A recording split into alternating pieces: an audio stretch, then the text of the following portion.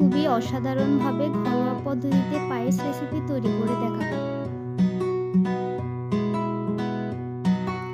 এবার আমি একটা পাতিলে 1.5 কাপ চিনি গুঁড়ো চাউল নিয়ে নেব। এবার ভালো করে ধুয়ে তার মধ্যে পরিমাণ মতো পানি দিয়ে দিব। এবার আমি একটা পাতিলে পরিমাণ মতো দুধ পাউডার নিয়েছি, তার মধ্যে পরিমাণ মতো পানি দিয়ে মিক্স করে নিব।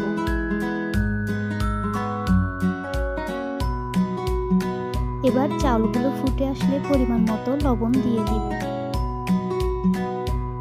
এবার পানির সাথে মিক্স করে রাখা দুধ পাউডারগুলো দিয়ে দিব।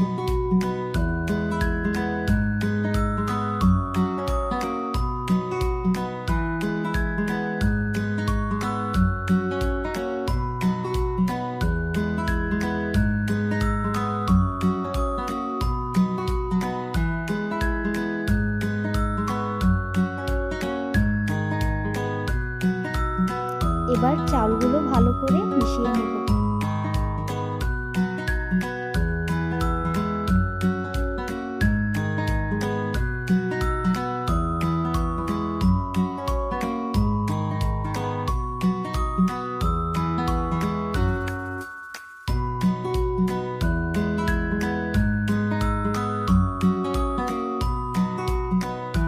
এবার পরিমাণ